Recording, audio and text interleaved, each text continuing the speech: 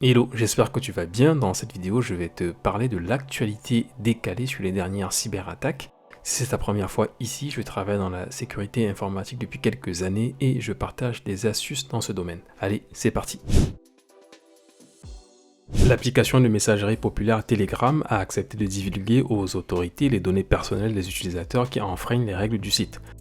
Il s'agit notamment des abonnés impliqués dans des activités criminelles violant les conditions d'utilisation de la plateforme. Ainsi, s'il reçoit une ordonnance valide des autorités judiciaires compétentes, Telegram n'hésitera pas à livrer l'adresse IP et le numéro de téléphone de l'utilisateur concerné. L'application met également à jour sa fonction de recherche pour supprimer les contenus problématiques des résultats de recherche. Et ce n'est pas tout, puisqu'un nouveau mécanisme a aussi été mis en place pour permettre aux utilisateurs de signaler des termes de recherche et des contenus illégaux par l'intermédiaire du bot Search Report.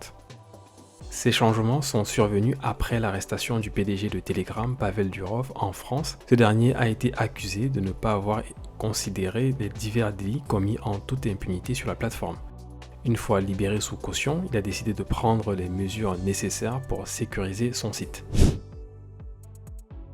Un nouveau logiciel malveillant connu sous le nom de PondRat cible les développeurs de logiciels.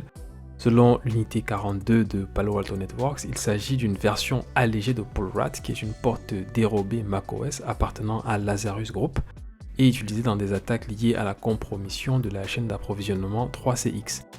Les acteurs de la menace sont liés à la Corée du Nord et d'après des observations, ils se servent de paquets Python empoisonnés pour diffuser le logiciel malveillant. Parmi les attaques menées dans le cadre de cette campagne, il y a l'opération Dream Job qui attire ses victimes avec des offres d'emploi alléchantes dans le but de les inciter à télécharger des logiciels malveillants. Ces attaques ont pour principal objectif la sécurisation de l'accès aux fournisseurs de la chaîne d'approvisionnement par l'intermédiaire des terminaux des développeurs dans le but d'accéder aux terminaux des clients des fournisseurs. En détectant une faille critique de contournement de l'authentification SAML, GitLab a décidé de corriger rapidement le problème en publiant des correctifs à ses utilisateurs. La faille en question affecte le Community Edition et l'Enterprise Edition et pourrait entraîner un contournement de l'authentification. Il s'agit entre autres d'une vulnérabilité localisée dans la bibliothèque Ruby SAML et baptisée CVE 2024-45-409. Et un attaquant pourrait en profiter pour se connecter en tant qu'utilisateur arbitraire. Le problème qui affecte à la fois RubySAML et Omniot SAML a été causé par un manque de vérification de la signature de la réponse SAML ou Security Assertion Markup Language par la bibliothèque. Afin de limiter les dégâts, GitLab demande à ses utilisateurs d'installation autogérée de procéder à l'activation de l'authentification à deux facteurs pour tous les comptes, mais aussi de refuser l'option de contournement SAML à deux facteurs. Pour le moment, aucun cas d'exploitation de la faille dans la nature n'a encore été déclaré par la plateforme. Un groupe d'activistes appelé 12 cible des entités russes avec des cyberattaques destructrices. Avec des motifs non financiers, le groupe de pirates informatiques créé en avril 2023 préfère chiffrer les données des victimes dans le but de détruire leur infrastructure et empêcher toute récupération. D'après une analyse effectuée par Kaspersky, les attaquants souhaitent causer le maximum de dégâts aux organisations ciblées, avec pour principal objectif la paralysie des réseaux des victimes et la perturbation des activités des entreprises. Ils ont également mené des opérations de piratage afin de récupérer des informations sensibles et les partager sur leur canal Telegram. Toujours selon l'analyste Kaspersky, 12 a des similarités avec le groupe de ransomware Darkstar, ce qui laisse penser que les deux sont probablement liés l'un à l'autre ou sont issus d'un même groupe d'activités. Les entreprises de transport et de logistique d'Amérique du Nord ont été les cibles d'une nouvelle campagne de phishing diffusant des logiciels malveillants, ainsi qu'une grande variété de voleurs d'informations et de chevaux de Troie d'accès à distance. D'après Proofpoint, le groupe de pirates se sert de comptes de messagerie légitimes qui appartiennent à des entreprises de transport et d'expédition. Son objectif ultime est d'injecter du code malveillant dans des conversations de messagerie existantes. Cette campagne a déployé pas moins de 15 comptes de courrier électronique piratés, mais on ne sait pas exactement de quelle manière les attaquants ont pu les infiltrer. De même, l'identité du groupe à l'origine de ces attaques, qui se sont déroulées entre mai et juillet 2024, n'a pas été déterminée. Au cours de cette période, les pirates ont réussi à diffuser Luma Stealer, StealthC ou NetSupport. L'acteur de la menace est revenu à la charge en août 2024 en changeant de tactique. Cette fois, il a utilisé une nouvelle infrastructure et une nouvelle technique de livraison, tout en ajoutant des malwares afin de diffuser Danabot et arrêt client.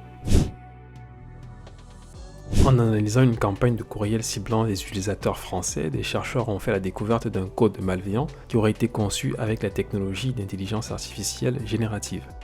Ayant pour but la diffusion du logiciel malveillant AsyncRat, la campagne s'est déroulée au début de l'année.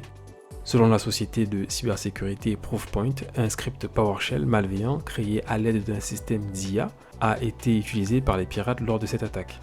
Selon HP Wolf Security, les cybercriminels moins techniques utilisent de plus en plus l'IA générative pour développer des logiciels malveillants.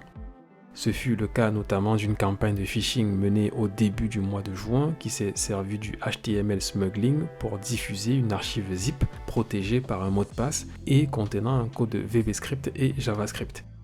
En analysant le code, les chercheurs ont constaté que le pirate a soigneusement commenté l'ensemble du code pour cacher le fonctionnement du logiciel malveillant. Une panne de plusieurs jours a touché le géant du transfert d'argent MoneyGram depuis le vendredi 21 septembre dernier. Des clients ont signalé ne plus avoir la possibilité de recevoir des paiements ou d'accéder à leur argent. De même, le site web du service était indisponible. Le lendemain, MoneyGram a déclaré avoir un problème de panne réseau, ce qui a eu un impact sur la connectivité de ses systèmes, mais aucun autre détail n'a été livré. Ce n'est que le lundi 23 septembre que l'entreprise a finalement confirmé avoir été victime d'un incident de cybersécurité.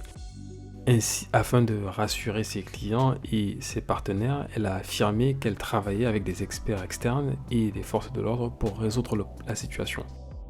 Aucune précision n'a été donnée concernant la nature de l'attaque dont MoneyGram a été victime, mais la panne prolongée et la perte de connectivité des systèmes laissent penser à une attaque par ransomware. Les applications de navigation et d'appareils photo populaires sur le Play Store ont abrité de chargeurs de logiciels malveillants appelés Necro. Les applications en question étaient des versions modifiées des modèles Android légitimes associés à Minecraft, WhatsApp et Spotify. Selon Kaspersky, d'autres applications malveillantes ont également été trouvées sur Google Play Store et ont été téléchargées 11 millions de fois. Il s'agissait notamment de Wuta Camera, Nice Shot Always et Max Browser Private and Security. Pour limiter les dégâts, Max Browser a été retiré de Play Store et Wuta Camera a connu une mise à jour dont la proposition d'une nouvelle version de l'application. À l'heure actuelle, aucun détail n'a été donné sur la manière dont les deux applications ont été compromises par le logiciel malveillant. Cependant, selon certains experts, un kit de développement logiciel malveillant pour l'intégration de capacités publicitaires pourrait en être la cause. Aux dernières nouvelles, Google a supprimé la plupart de ses applications sur le Play Store et les utilisateurs d'Android sont protégés via Google Play Protect. Voilà, c'est tout pour cette actualité décalée sur la cybersécurité. J'espère que tu as aimé ce contenu. N'oublie pas de liker et de t'abonner. On se retrouve bientôt pour une nouvelle vidéo. En attendant, je te recommande cette vidéo. À bientôt.